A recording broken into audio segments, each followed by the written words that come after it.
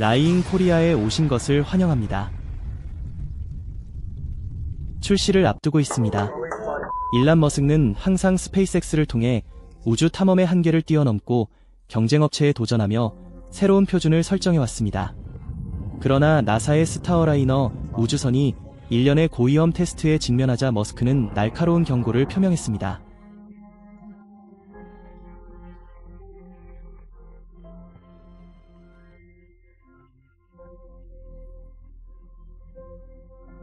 우주 경쟁이 가열되는 동안 그의 대담한 비판은 항공우주 산업 내에서 그리고 그 너머에서 논쟁을 불러일으켰습니다.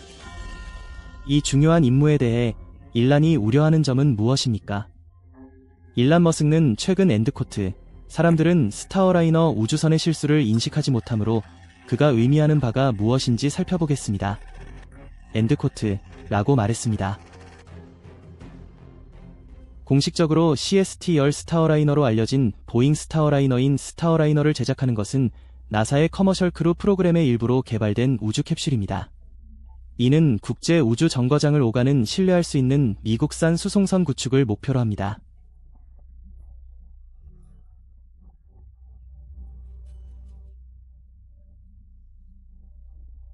나사의 상업용 승무원 프로그램은 유인 우주선의 개발 및 운영 책임을 민간 기업으로 이전하려는 명확한 목표를 가지고 2010년에 시작되었습니다. 이 프로그램은 미국이 인간 우주 비행에 있어 자율성을 되찾아야 한다는 필요성에 뿌리를 두고 있습니다. 2011년 우주왕복선이 퇴역한 이후 나사는 우주 비행사를 ISS로 데려가기 위해 러시아 소유즈 우주선에 의존해왔는데 이는 효과적이기는 하지만 장기적인 파트너십에는 이상적이지 않았습니다. 나사는 국내 옵션을 육성하고 여러 항공우주 기업의 기회를 열어 경쟁과 혁신을 장려하는 것을 목표로 했습니다. 그러나 첫 번째 유인 비행에는 문제가 있었고 일란 머스크는 잘못된 모든 것을 폭로했지만 나중에 더 자세히 설명했습니다. 항공 및 우주 기술 분야에서 오랜 역사를 지닌 오랜 항공우주 대기업인 보잉은 계약을 위해 경쟁하는 주요 기업 중 하나였습니다. 2014년까지 여러 단계의 제안 검토 및 개발 평가를 거쳐 보잉은 스타라이너 제작 및 개발을 위한 40억 달러 이상의 주요 계약을 체결했습니다. 이는 스페이스X의 크루 드래곤에 대한 또 다른 계약과 함께 중요한 계약이었습니다. 나사가 보잉을 선택하기로 한 결정은 회사에 입증된 실적과 기술 역량의 영향을 받았습니다. 보잉은 이미 나사와 함께 수많은 항공우주 관련 이정표와 프로젝트에 참여해왔으며 이 파트너십은 자연스럽게 상업용 우주비행까지 확장되는 것처럼 보였습니다. 계약이 체결됨에 따라 보잉의 임무는 우주비행사를 안전하게 수송할 수 있는 완전히 재사용 가능한 캡슐을 만드는 것이었습니다. 스타어라이너의 설계 계획은 회사의 경험을 바탕으로 했지만 나사의 사양을 충족하려면 일정 수준의 혁신도 필요했습니다.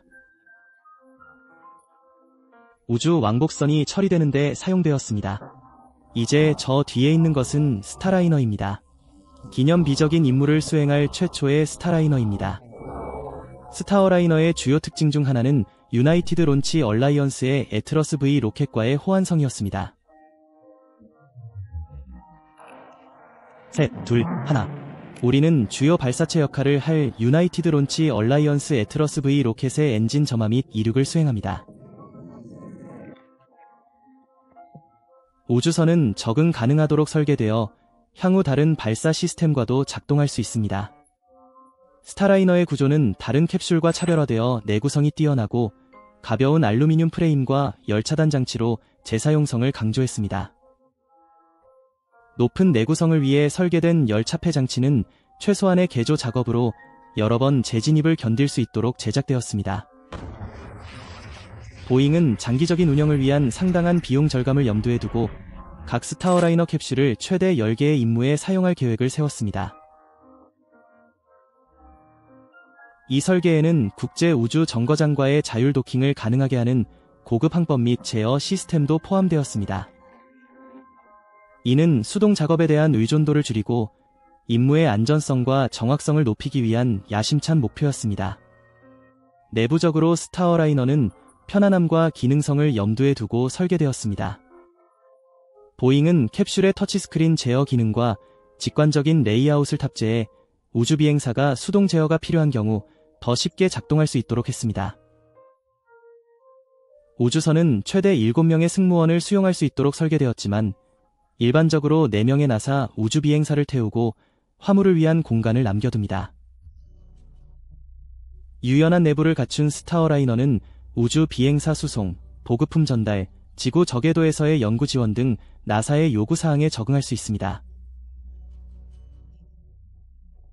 스타어라이너의 건설에는 어려움이 없었습니다.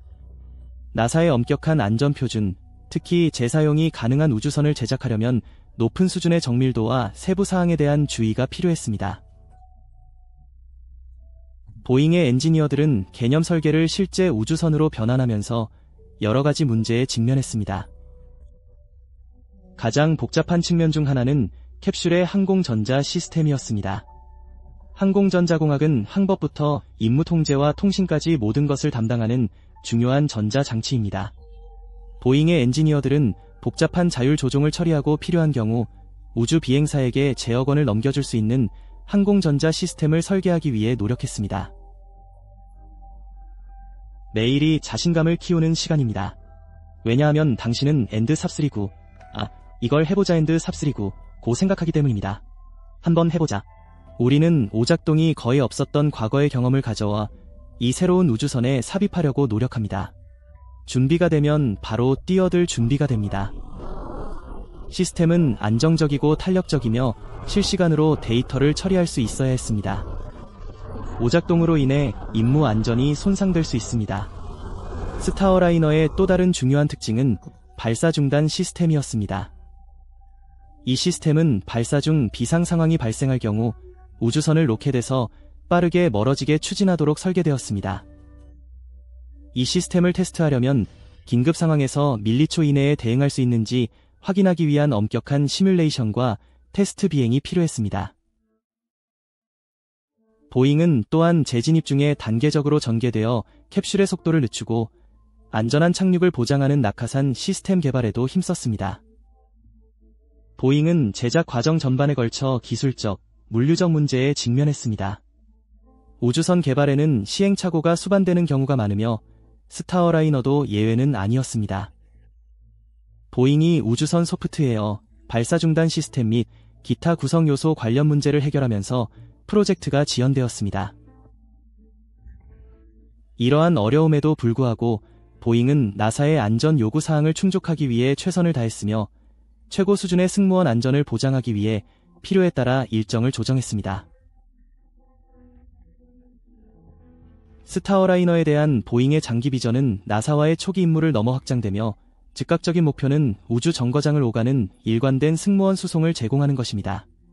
보잉은 더 넓은 계획을 염두에 두고 있습니다.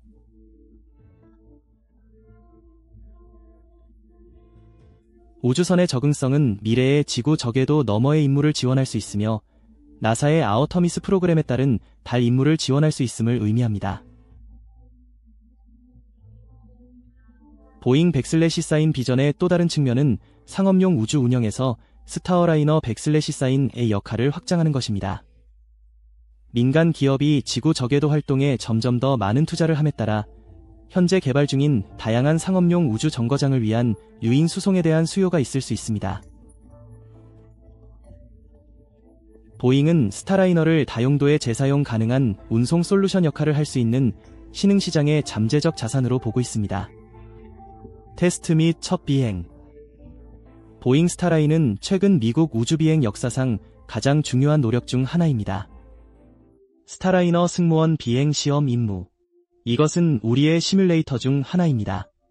우리는 여러 시뮬레이터를 가지고 있습니다. 이것은 미국 땅에서 인간의 우주 비행 능력을 복원하기 위한 저충실도 시뮬레이터입니다. 커머셜 크루 프로그램 하에 나사와의 파트너십을 통해 개발된 스타어라이너의 초기 테스트부터 첫 비행까지의 과정은 도전, 탄력성 및 기술적 성취의 이야기였습니다.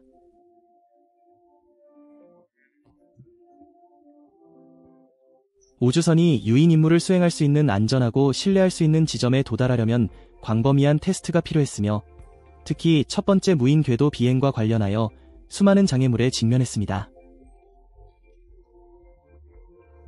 테스트에도 불구하고 그들은 최근 일란 머스크가 폭로한 문제에 직면했습니다. 하지만 그들이 무엇을 놓쳤는지 이해할 수 있도록 먼저 그들이 무엇을 했는지 살펴보겠습니다.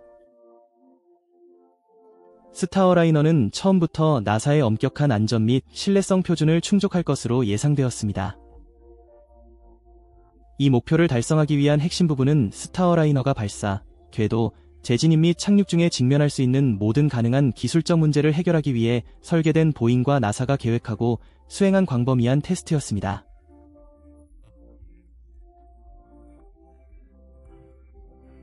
초기 테스트는 중요한 시스템에 초점을 맞춰 각 구성 요소가 다양한 조건, 특히 극심한 스트레스와 극한 온도에서 기능을 수행할 수 있는지 확인했습니다.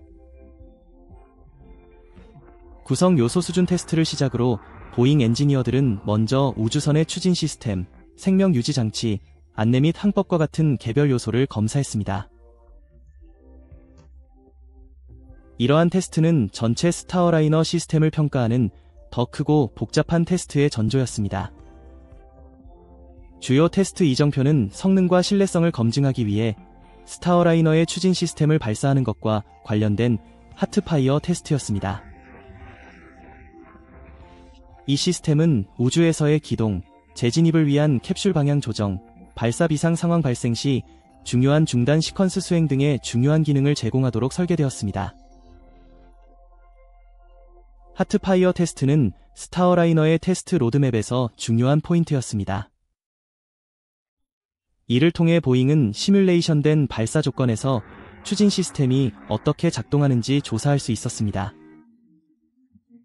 엔지니어들은 테스트 스탠드에 캡슐을 설치한 다음 엔진을 발사하여 우주선이 실제 시나리오에서 경험하게 될 상황을 시뮬레이션했습니다.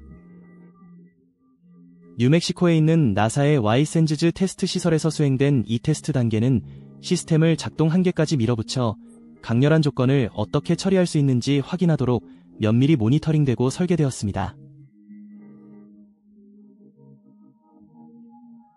2018년 보잉은 궤도 비행 테스트로 알려진 스타라이너의 최초 무인 궤도 테스트 비행을 향해 나아가고 있었습니다. 그러나 그의 최종 지상 기반 핫파이어 테스트 중 하나에서 스타어라이너는 심각한 좌절에 직면했습니다. 중단 시퀀스 테스트 중 우주선의 추진기 문제로 인해 의도하지 않은 연료 누출이 발생했습니다. 이 문제는 보잉이 추가 테스트를 보류하고 문제를 완전히 해결하기 위해 한 발 물러날 정도로 심각했습니다. 누출은 잠재적인 안전 위험을 초래했으며 보잉은 문제가 해결될 때까지 임무를 연기하기로 결정했습니다. 이에 따라 보잉은 재발을 방지하기 위해 추진 시스템 구성 요소를 재평가하고 재구성해야 했습니다. 엔지니어들은 문제를 파악하고 결함이 있는 하드웨어를 교체하고 더 집중적인 진단을 수행하여 다른 잠재적인 취약점을 찾아냈습니다. 수리 및 테스트 조정이 완료됨에 따라 보잉과 나사는 스타어라이너의 궤도 비행 테스트에 대한 새로운 타임라인을 설정했습니다. 2019년 말까지 스타어라이너는 출시 일정에 복구했으며 보잉은 캡슐이 다음 단계를 위한 준비가 되었음을 증명하기 위해 열심이었습니다.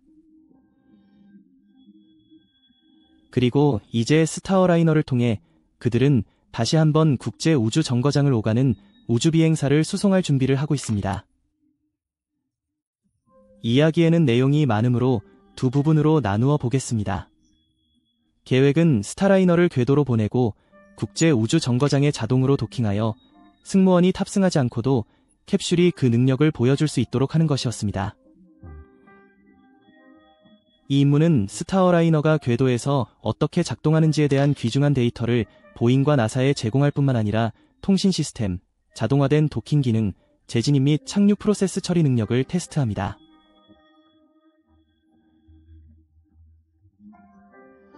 그러나 광범위한 테스트와 조정에도 불구하고 임무는 추가적인 문제에 직면했습니다. 스타라이너는 2019년 12월 20일 발사되었을 때 성공적으로 우주에 도달했지만 탑재된 시계 오류로 인해 우주 정거장에 도킹할 수 있는 올바른 궤도에 도달하지 못했습니다. 타이밍 결함으로 인해 스타어라이너의 엔진이 잘못 발사되어 도킹 시도에 너무 낮은 궤도가 발생했습니다. 이 임무는 보잉과 나사에게 귀중한 교훈을 제공했습니다. 테스트 비행의 데이터는 특히 기내 소프트웨어 및 타이밍 시스템과 관련하여 개선이 필요한 핵심 영역을 강조했습니다. 보잉과 나사는 스타라이너가 우주 비행사를 태울 수 있기 전에 또 다른 무인 비행 테스트가 필요하다고 결정했습니다. 보잉이 지연에 직면하는 동안 회사와 나사는 스타어라이너가 승무원 임무에 대한 인증을 받기 위해 계속 노력했습니다. 최초의 실제 비행이 우주에 갇혔습니다.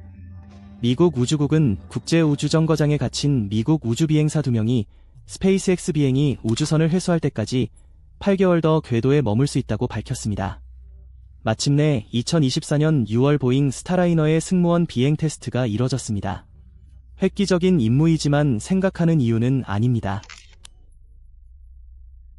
그리고 일론 머스크는 최근 수년간의 엄격한 개발, 지연 및 테스트 차질 이후 발사가 보잉뿐만 아니라 나사의 커머셜 크루 프로그램에서도 승리로 예상되었던 이유를 설명했습니다.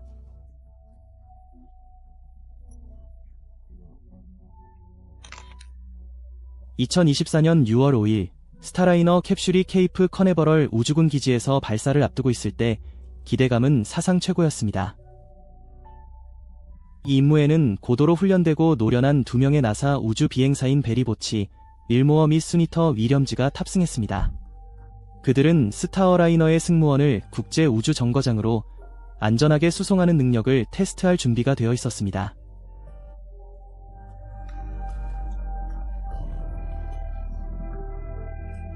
스타어라이너와 함께한 보잉의 여정은 길고 도전적이며 테스트, 개선 및 문제 발생 시 해결로 가득 차 있었습니다. 각각의 좌절은 디자인을 개선하고 스타어라이너를 인간 우주 비행을 위한 신뢰할 수 있는 차량으로 만드는데 필요한 것이 무엇인지에 대한 더 깊은 이해로 이어졌습니다. 그러나 그것만으로는 충분하지 않았습니다. 2024년 승무원 비행 시험은 나사의 정규 우주 비행사 수송 인증을 획득하는데 중요한 단계인 시범 임무로 설계되었습니다. 스타라이너는 여행을 시작하면서 첫 번째 실제 테스트에 직면했습니다. 올바른 궤도 고도에 도달한 직후 캡슐은 추진기 시스템에 예상치 못한 문제를 겪었고 이는 정확한 기동 능력에 영향을 미쳤습니다. 이러한 추진기는 특히 우주선이 국제 우주 정거장에 접근할 때 궤도 조정에 매우 중요합니다.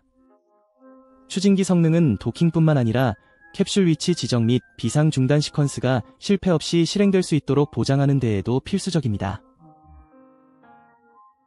추진기 문제는 즉각적인 우려를 불러일으켰습니다. 오류의 여지가 매우 작은 공간에서는 사소한 오작동도 심각한 문제로 이어질 수 있습니다. 보잉과 나사의 임무통제팀은 신속하게 대응하여 문제를 진단하고 최선의 조치를 결정하려고 노력했습니다. 그러나 합병증은 여기서 끝나지 않았습니다. 연료 시스템의 누출이 감지되어 우주선의 안전과 계획대로 임무를 계속할 수 있는 능력에 대한 우려가 더욱 높아졌습니다. 이들은 미국인들을 우리 땅에서 우주로 돌려보내기 위해 자신의 삶의 큰 부분을 바치는 열정적인 사람들입니다. 그래서 그것은 우리에게 실망스럽습니다. 그러나 이것이 우리가 그것을 진단하지 않을 것이라는 의미는 아닙니다. 앞으로 나아가기 위해 해야 할 올바른 일이 무엇인지, 우리가 어떤 종류의 다음 비행 시험을 하고 계속 비행하는지 파악하십시오. 우주선 시스템은 임무 실패를 방지하기 위해 중복적으로 작동하도록 설계되었지만 여러 시스템이 손상되면 임무 안전이 우선합니다. 부치와 수니타는 침착하게 상황을 평가했습니다. 잠재적인 문제에 대해 잘 준비되어 있었지만 이 상황은 승무원과 현장팀 모두의 즉각적인 결정이 필요한 복잡한 문제를 제시했습니다. 스타어라이너 프로그램 전반에 걸쳐 나사와 보잉의 주요 목표는 우주비행사의 안전이었습니다. 이를 염두에 두고 임무통제팀은 스타어라이너를 집으로 가져오려는 위험과 장기간 정박해 있을 가능성을 비교하면서 모든 옵션을 고려해야 했습니다. 결국 계획대로 스타라이너 도킹을 우주정거장에 두기로 결정했지만 우주비행사들이 안전하게 하선할 수 있도록 캡슐을 임시로 그곳에 두기로 결정했습니다. 이전 문제에도 불구하고 도킹은 원활하게 진행되었습니다. 보잉이 가능한 해결책을 찾는 동안 우주비행사들은 실험을 수행하고 다른 작전을 지원하면서 임무를 계속 수행했습니다. 해외 진출은 계획되지 않았지만 빠르게 적응하여 진행 중인 임무에 통합되고 과학 연구를 도왔습니다. 나사는 스타어라이너를 사용하여 다시 가져오는 것이 안전하지 않기 때문에 안전한 반환을 보장하기 위해 다양한 옵션을 고려해야 했습니다. 일란이 그들을 구제합니다. 우주 탐사 프로젝트에서 보잉의 실수를 비난할 수 있는 사람이 세상에 단 한 명 있다면 바로 앨런 머스크입니다. 그는 재앙적인 테스트를 상당히 많이 겪어 이를 폭로한 경험이 있습니다. 일란 머스크와 스페이스X의 이야기는 우주 여행을 저렴하게 만들고 궁극적으로 화성에 인간 정착을 가능하게 하겠다는 대담한 비전과 야심찬 목표로 시작되었습니다. 일란은 특유의 결단력과 미래 기술에 대한 열정을 바탕으로 이전에 어떤 민간 기업도 시도하지 않았던 방식으로 우주 산업의 지형을 바꾸기 시작했습니다.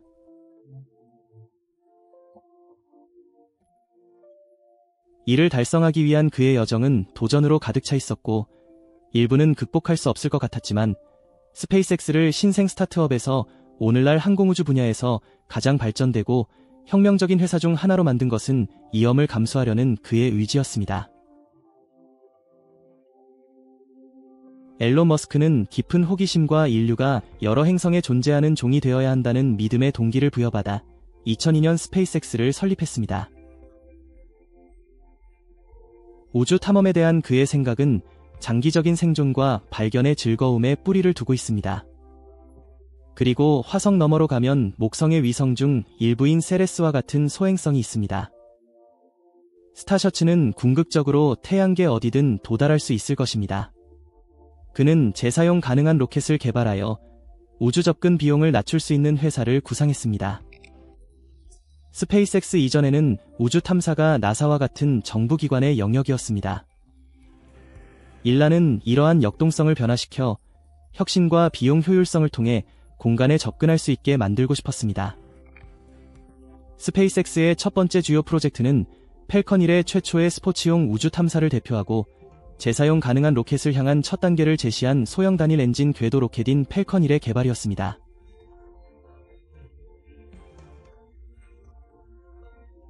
팀은 쉬지 않고 일하면서 문제에 계속 직면했지만 항상 노력했습니다.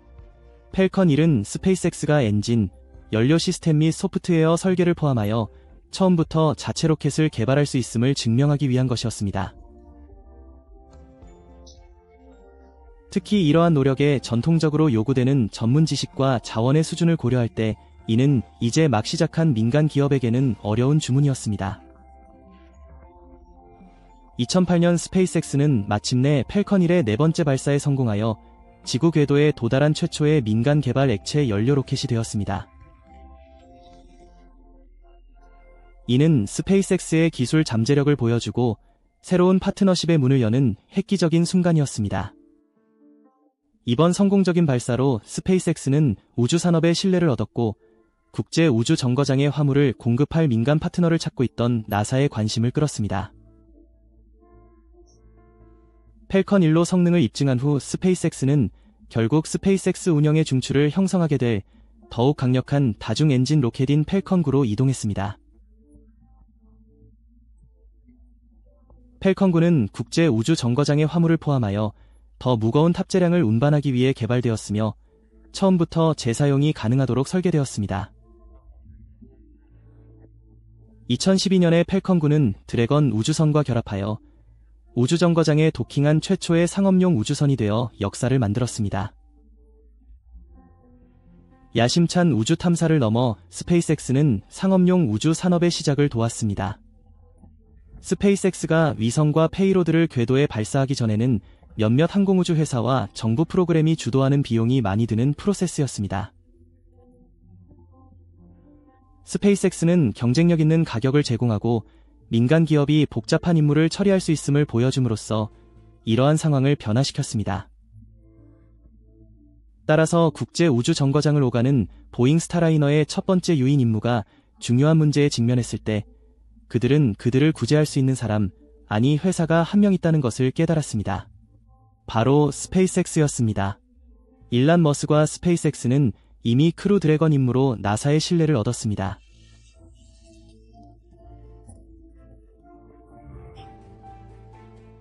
크루 드래건은 첫 작전 비행 이후 크루 1을 우주정거장에서 수송할 수 있는 신뢰할 수 있고 재사용 가능한 차량임을 입증했습니다. 크루 드래건은 이미 2025년 2월에 더 많은 우주비행사를 수송할 계획인 크루 9임무를 수행할 예정이었습니다.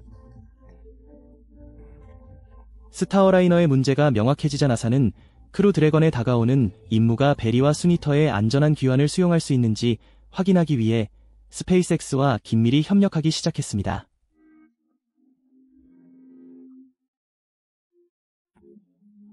이 결정은 실용적이면서도 전례가 없는 결정이었습니다. 스페이스X는 나사의 상업용 승무원 프로그램에서 오랫동안 보잉의 경쟁자였으며 두 회사는 별도의 승무원 우주선을 개발하기 위한 계약을 체결했습니다.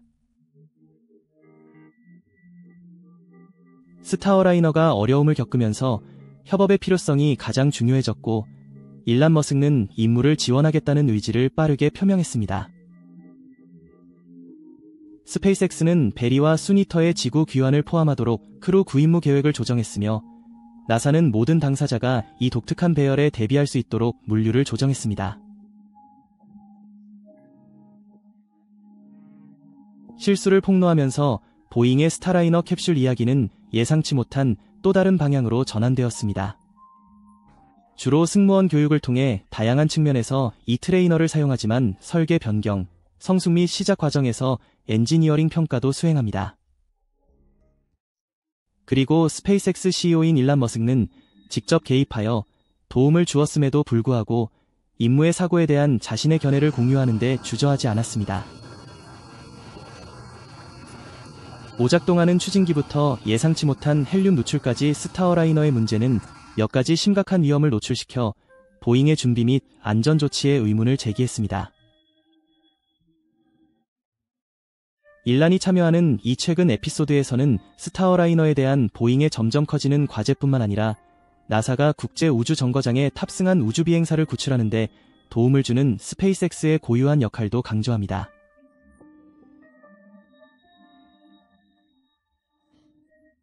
나사는 어려운 상황에 처해 있었습니다. 한편으로는 보잉을 지원하고 상업 승무원 파트너에 대한 신뢰를 보여주고 싶었습니다. 다른 한편으로는 스타라이너가 직면한 문제를 무시할 수 없었습니다. 스타어라이너가 마침내 승무원 없이 지구로 돌아왔을 때 캡슐은 나사가 불스아이 착륙이라고 부르는 목표물에 착륙했습니다. 이는 스타어라이너의 하강 및 착륙 시스템이 설계된 대로 작동했음을 보여주는 주목할 만한 성과였습니다. 나사는 캡슐의 성공적인 귀환을 축하하며 보잉의 정밀 착륙을 공개적으로 칭찬했습니다. 그러나 일란은 그것을 다르게 보았습니다. 그의 입장은 승무원이 탑승하지 않은 채 착륙하는 것은 요점을 놓쳤다는 것이었습니다. 실제 테스트는 단지 착륙 목표물을 맞추는 것이 아니라 우주비행사를 안전하게 집으로 데려오는 것이었습니다. 스타어라이너는 마침내 지구로 돌아왔고 얼마 지나지 않아 일란 머스크가 성능에 무게를 두었습니다. 일론 머스크, 사람들은 스타라이너 우주선의 실수를 깨닫지 못합니다. 그는 뉴멕시코에 착륙하는 스타라이너의 영상을 보면서 미래의 임무를 보호하기 위해 지금 그것들을 노출시키고 있다고 말했다. 솔직한 성격으로 유명한 앨런은 보잉이 시행하고 있는 안전 조치에 대해 우려를 표명하면서 보잉이 과거의 지연을 만회하기 위해 임무를 서둘렀음을 암시했습니다. 그의 견해로는 보잉의 긴급한 발사로 인해 승무원의 안전이 위협받았고 유인 임무를 수행하기 전에 스러스터와 헬륨 시스템을 철저히 테스트해야 한다고 지적했습니다. 일란의 발언은 단순한 논평이 아니라 크루 드래건과 함께 유사한 도전을 성공적으로 헤쳐나간 사람의 무게를 담고 있습니다. 스페이스X의 크루 드래건은 무인 비행, 고온 화재 테스트 및 모든 시스템에 대한 엄격한 검사를 포함하여 광범위한 테스트를 거쳤습니다. 일라는 이러한 테스트가 특히 새로운 우주선을 다룰 때 승무원의 안전을 보장하는 데 필수적이라고 주장합니다. 그의 발언은 보잉의 접근 방식이 비행 전 테스트에서 너무 보수적이었고 스타어라이너를 수년간 지연시켰음에도 불구하고 너무 성급하게 진행했음을 암시합니다. 앨론이 보잉을 비난한 것은 이번이 처음은 아니지만 이번에는 그의 말이 큰 충격을 주었다. 결국 그는 국제우주정거장에 갇힌 나사의 우주비행사들의 안전한 귀환을 보장하기 위해 이제 개입해야 하는 회사를 이끌고 있었습니다. 보잉은 이제 좌초된 우주비행사들을 지구로 다시 수송하기 위해 스페이스X가 개입할 것이라는 사실에 직면해야 합니다. 나사의 승무원 수송을 독립적으로 지원하려는 보잉의 비전은 이제 스페이스X가 긴급 지원을 위한 파트너로 여겨지면서 타격을 받아야 합니다. 크루군은 베리와 수니터를 안전하게 데려오는 책임을 맡게 됩니다. 나사는 모든 자원을 하나의 회사에 단독으로 투자할 여력이 없었습니다. 이것이 바로 나사가 애초에 보잉 및 스페이스X와 파트너십을 맺은 이유였습니다. 그러나 신뢰의 균형은 더 적은 좌절로 지속적으로 약속을 이행해온 스페이스X 쪽으로 더 많이 기울고 있는 것으로 보입니다. 일란의 비판은 가혹해 보일 수도 있지만 업계에서 더 폭넓은 진실을 강조합니다. 승무원 안전에 대한 약속은 타협할 수 없어야 합니다. 마감 기한이나 예산 제약에 대한 압박에도 불구하고 많은 보잉 직원들이 당황스럽고 굴욕감을 느끼는 이유는 그들이 궁극적으로 실패했을 뿐만 아니라 최대 경쟁자가 개입하여 그들을 구제해야 했기 때문입니다. 앨론이 맞나요?